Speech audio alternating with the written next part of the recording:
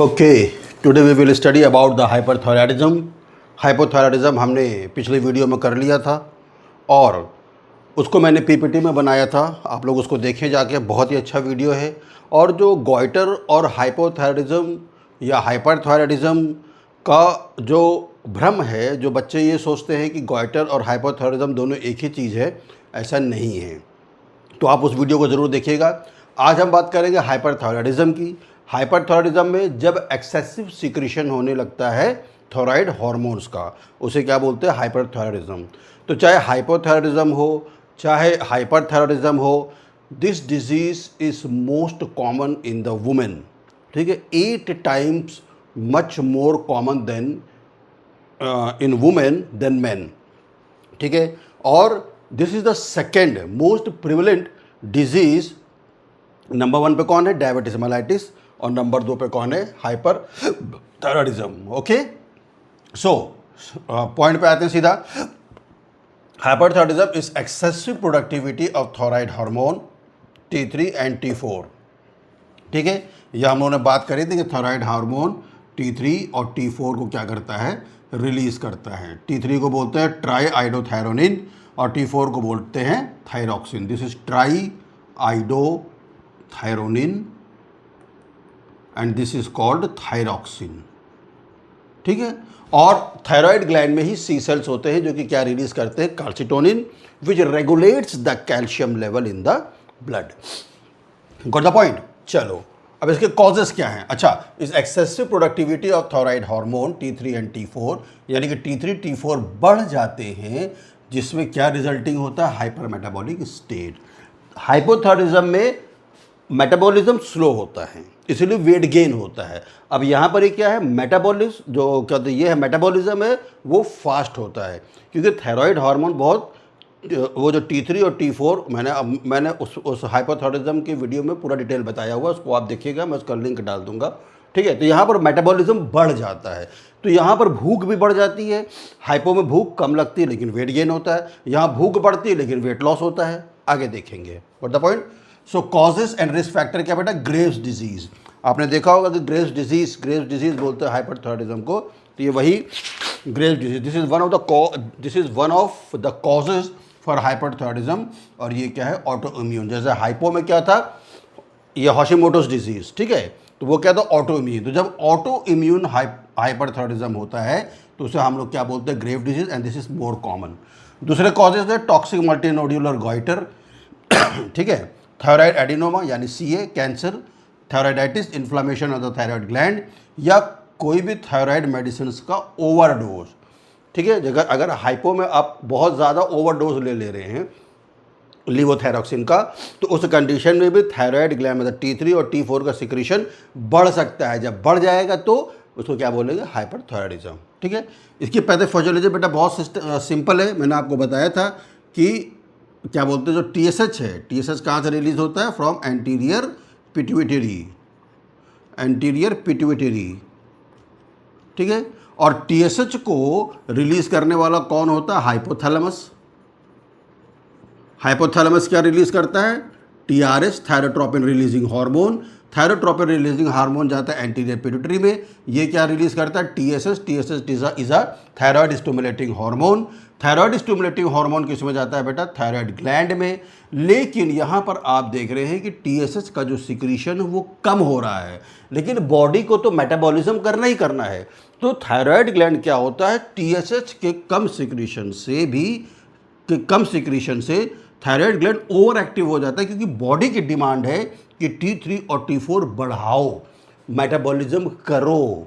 ठीक है, जब T3 T4 बढ़ जाता है तो बेटा क्या होता है? मेटाबॉलिज्म इंक्रीज हो जाता है। जब मेटाबॉलिज्म बहुत तेजी से होगा तो बॉडी की बहुत सारी एनर्जीज क्या होती हैं? यूज़ होती है, क्योंकि तुम्हें मालूम है मेटाबॉलिज्म में एनर्जी यूज़ होनी, चाहे वो कैटा हो और वो चाहे क्या होता है? एनाबॉलिज्म हो, तो एनर्जी यूज़ होनी है।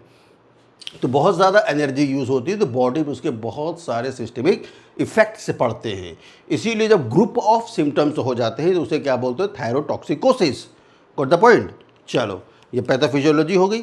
अब हम बेटा नंबर 1, इंक्रीज्ड एपिटाइट। भूख तो खूब लग रही है मगर वेट क्या हो रहा है? लॉस हो रहा है। पेशेंट क्या हो जाता है, इमोशनली एक जगह बैठता ही नहीं है, इमोशनली हाइपर एक्टिव हो जाता है, ठीक है। इरिटेबल एंड एप्रीहेंसिव, इरिटेबल हो जाता है एंड एप्रीहेंसिव, बहुत चिंतित हो जाता है, मतलब एक जगह वो शांति से बैठ ही नहीं सकता है, ठीक है, मेटाबॉलिज्म के बढ़ जाने से। फिर बेटा क्या होता है, कार्डियोवैस्कुलर में प्रॉब्लम आती है, दैट इज पल्पिटेशंस, दिल धक धक करने लगा। तो जब धक धक धक धक दिल करता है, बाउंडिंग हार्ट बीट हो जाती है, हार्ट रेट क्या हो जाता है, इंक्रीज हो जाता है, टैकीकार्डिया, ठीक है, टैकीकार्डिया। और अगर फीमेल्स में क्या करता है, एमिनोरिया, ठीक है, मेंस्ट्रुअल डिसऑर्डर्स में था एमिनोरिया, ठीक है। फिर फ्लश्ड स्किन, स्किन एकदम फ्लश्ड हो जाती है, फ्लश्ड स्किन, सैल्मॉन फिश के समान, सैल्मॉन फिश का जो मसल होता है ना उसके समान हो जाती है, जो पिंकिश रेडिश करके उसका फ्लैश दिखता है, पिंकिश रेडिश, उस तरीके की स्किन हो जाती है ना। स्किन क्या हो जाएगी, क्या बोलते हैं, पर्सपायरेशन बढ़ जाएगा, क्योंकि बेटा एनर्जी यूज़ हो रही है ना, तो पर्सपायरेशन क्या होगा, इंक्रीज़ होगा। स्किन क्या हो जाएगी, क्लैमी हो जाएगी, क्लैमी मतलब चिपचिपी हो जाएगी, ठीक है, स्किन हो जाएगी क्लैमी, वार्म, सॉफ्ट, मॉइस्ट, ठीक है, यह हो जाएगा। देन डायरिया, ट्रेमर, हाँ, ट्रेमर तो कांपना, इंसोम्निया, नींद नहीं आना, एंड अबव ऑल जो सबसे इम्पॉर्टेंट फैक्टर है जो आई बॉल के मसल है, वो मसल क्या हो जाते हैं, वीक हो जाते हैं, और आंखें क्या हो जाती, बाहर चली आती, मतलब एकदम बाहर ही नहीं गिर जाती, ठीक है, आंखें बड़ी बड़ी ऐसे, मतलब ये जो आई बॉल है इसकी यहाँ तक बाहर तक चली आती है, इसे बोलते हैं एक्सोफ्थैलमस, है ना, यानी कि आँख का बाहर चले आना due to the weakness of eye muscle, जिसे बल्जिंग आइज़ भी बोलते हैं, ठीक है, बल्जिंग आइज, बड़ी बड़ी आँख, बड़ी बड़ी अखियों वाले, bulging eyes, got the point. So these are the very important sign symptoms of hyperthyroidism. तो डायग्नोस्टिक इन्वेस्टिगेशन, बेटा डायग्नोस्टिक इन्वेस्टिगेशन में हम लोग थायराइड प्रोफाइल करते हैं। तो सबसे पहले क्या करेंगे, थायराइड प्रोफाइल, थायराइड प्रोफाइल में we see the TSH, hypothalamus में TSH बढ़ा था, यहाँ पर आपको बताया कि TSH क्या है, कम है, लेकिन T3 एंड T4 क्या रहेंगे, ये इंक्रीज्ड रहेंगे, ठीक है। फिर नंबर 2, थायराइड का अल्ट्रासाउंड भी करते हैं। थायराइड अल्ट्रासाउंड करने के लिए कहीं कदम टॉक्सिक मल्टीनोड्यूलर तो नहीं, नोड्स उसके बढ़ तो नहीं गए हैं, तो थायराइड का अल्ट्रासाउंड भी किया जाता है बेटा। थायराइड एंटीबॉडीज़ चेक करी जाती हैं, थायराइड एंटीबॉडीज़, यानी कि अगर T3 T4 बढ़ गया है तो बेटा क्या होता है, जो हम लोग ग्रेव्स डिजीज़ पढ़ा था, ग्रेव्स डिजीज़ क्या है, that is auto immune disorder. तो उसमें हमारा ही इम्यून सिस्टम जो होता है, हमारा ही इम्यून सिस्टम T3 और T4 को क्या कर देता है, इंक्रीज़ कर देता है। Although the secretion of the thyroid gland is a negative feedback mechanism. Negative feedback mechanism का मतलब क्या हुआ कि जब हाइपोथैलेमस TRH रिलीज़ करता है, ये TRH जाता है एंटीरियर पिट्यूटरी में, ये TSH रिलीज़ करता है, TSH चला जाता है थायराइड ग्लैंड में, थायराइड ग्लैंड रिलीज़ करता है T3 एंड T4 और ब्लड में इसका लेवल आ जाता है, ठीक है, क्योंकि जो एंडोक्राइन ग्लैंड्स होते हैं उनके पास कोई डक्ट तो होती नहीं है, ठीक है, तो डायरेक्टली अपने सिक्रीशंस को ब्लड में छोड़ देते हैं। जब ब्लड में एक ये एक्सट्रीम लेवल पर चला आता है, तब ये T3 T4 अपना मेटाबॉलिज्म को काम करते हैं, that is in the normal position, ठीक है। और जैसे ही ब्लड में लेवल कम हो जाता है तो ये फिर ब्लड घूमता हुआ किसके पास जाता है, हाइपोथैलेमस के पास, कि भैया TRH छोड़ो, TRH वो फिर छोड़ता है, TSH फिर निकलता है, फिर थायराइड ग्लैंड पर जाता है, और ये प्रोसेस चलता रहता है। यानी कि जब ब्लड लेवल में थायराइड ग्लैंड का जो T3 T4 है, जो T3 और T4 है, जब वो एक उसमें रहता है इक्विलिब्रियम में, तो अपना काम करता रहता है। जैसे ही कम होता है मैसेज फिर किसको जाता है, हाइपोथैलेमस की, भैया TRH और निकालो बेटा। That is why this is called negative feedback mechanism, negative feedback mechanism. तो इसी मैकेनिज्म में क्या होता है, थायराइड ग्लैंड में हमारा जो इम्यून सिस्टम होता है ना, वो इम्यून सिस्टम अटैक कर देता है और T3 और T4 के सिक्रीशन को क्या कर देता है, बढ़ा देता है। This is most commoner in Graves disease, ठीक है। तो ग्रेव्स डिजीज़ मोस्ट कॉमन है ऑटो इम्यून डिसऑर्डर्स में, जिसकी वजह से क्या होता है, हाइपर थायराइडिज्म, ठीक है। तो एक हम लोग करते थायराइड एंटीबॉडीज़, फिर हम लोग करते रेडियो एक्टिव आयोडीन, रेडियो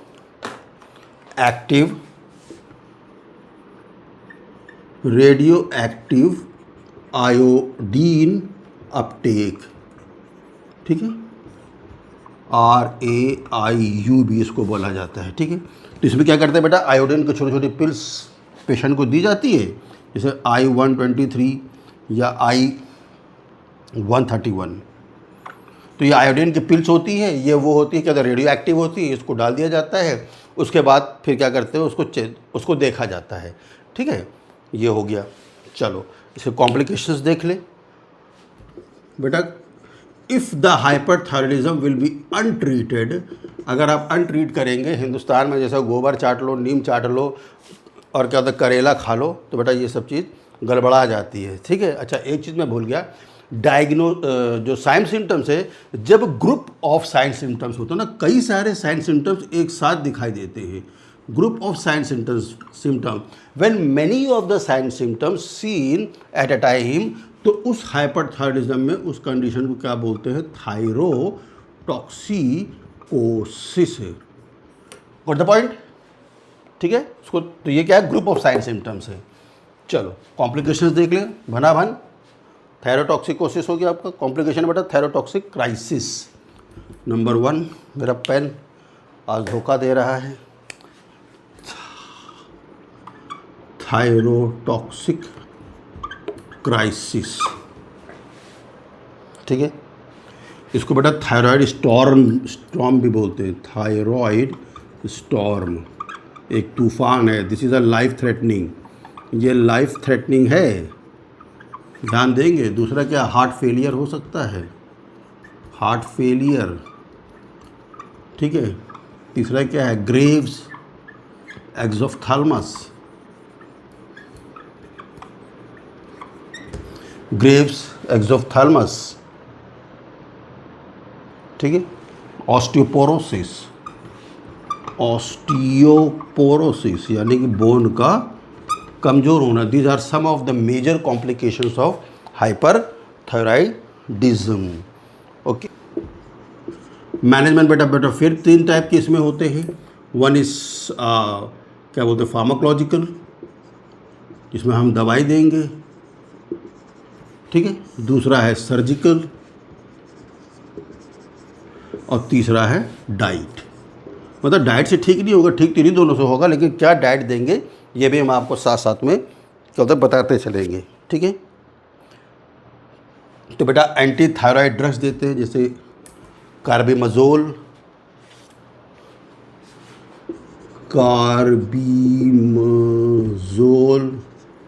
ठीक है। फिर आयोडीन 131, आयोडीन 131 के टैबलेट्स दी जाती है, ठीक है। ये रेडियो एक्टिव्स होती हैं, ठीक है। देन मेथिमजोल,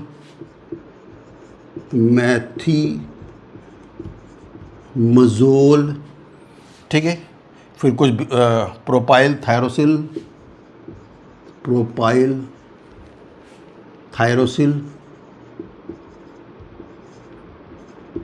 ठीक है। फिर कुछ बीटा ब्लॉकर दिया जाता है, प्रोपेनॉल, जिससे कि टेकिकार्डिया ना हो।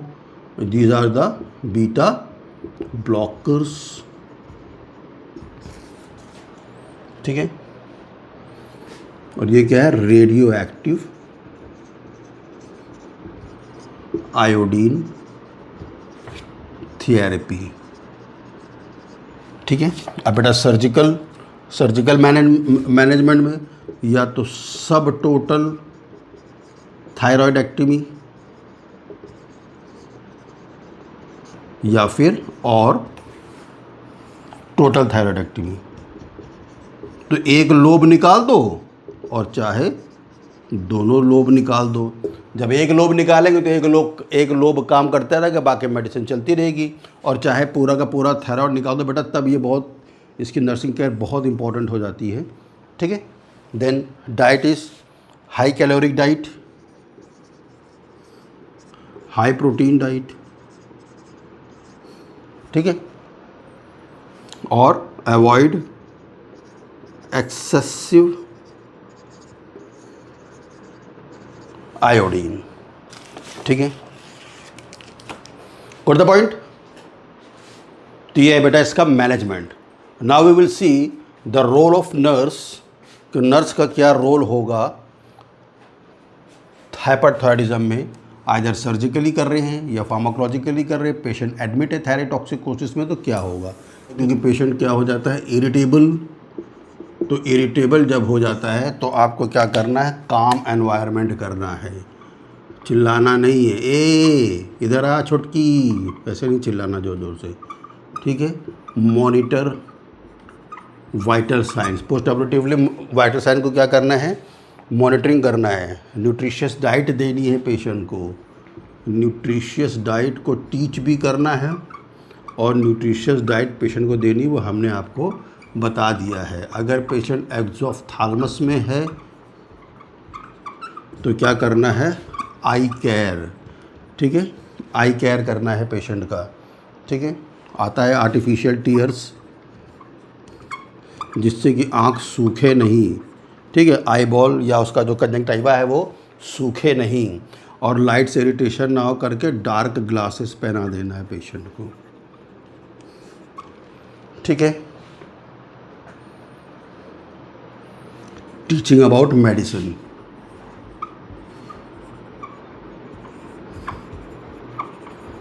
टीचिंग अबाउट मेडिसिन नर्स का रोल है। अगर सर्जरी हुआ है तो, अगर सर्जरी हुई है, इफ़ सर्जरी, तो बेटा मॉनिटर करना है ब्लीडिंग के लिए। ठीक है। रेस्पिरेटरी डिस्ट्रेस के लिए, क्योंकि बिल्कुल से ये ट्रकिया के पास ही है ना, रेस्पिरेटरी डिस्ट्रेस के लिए। ठीक है। और क्या बोलते हैं, हाइपोकाल्सीमिया के लिए। हाइपोकाल्सीमिया, अगर हाइपोकाल्सीमिया होगा तो क्या होगा, टिटैनी। टिटैनी क्या है, that is the involuntary spasm of the muscles. ठीक है। और any time post operatively thyroidectomy में एनी टाइम आपको ट्रेक्योस्टमी सेट हमेशा बाहर रखना है मरीज के पास, कि जैसे ही सीवियर रेस्पिरेटरी डिस्ट्रेस होगा तो ट्रेक्योस्टमी कर दिया जाएगा। तो ये कुछ नर्सेस के रोल हैं। अगर मेडिकल मैनेजमेंट दे रहे हैं, कॉमन मैनेजमेंट दे रहे हैं, ठीक है, और अगर सर्जिकल मैनेजमेंट दे रहे हैं। बाकी तो जो डिटेल मैनेजमेंट है थायराइड ग्लैंड की सर्जरी के बाद, वो तो हम लोग डिटेल नेक्स्ट वीडियो में करेंगे। ठीक है। So if you like the content, हमने हाइपोथायराइडिज्म हाइपरथायराइडिज्म दोनों पे वीडियो बनाया हुआ है और मैं इसका लिंक डाल दूंगा, तो आप दोनों को कंपेयर कर सकते हैं। So if you like the content बेटा, तो ज़रूर से ज़रूर सब्सक्राइब करें। ठीक है। और जो बेल आइकन है उसको दबा दिया करें टर्न से, जिससे ये रहता है कि आपको नोटिफिकेशन मिलता रहेगा और इंटरेस्टेड आप रहिए। क्योंकि मैंने पीपीटीज़ बनाई है, पीपीटीज़ में मुझे नहीं लगता कि आप लोग क्या बोलते हैं, इंटरेस्ट है कि नहीं, मेरे को नहीं मालूम। लेकिन इसलिए मैंने फिर से आज अपना ये बोर्ड यूज़ किया हुआ है, इसकी आपका इंटरेस्ट जागे लिख के पढ़ने में और जो मेरे साथ साथ नोट्स को बनाने में। तो kindly support the channel, help the channel, जिससे कि आपको और एजुकेशनल वीडियोस मिल सके। Thank you.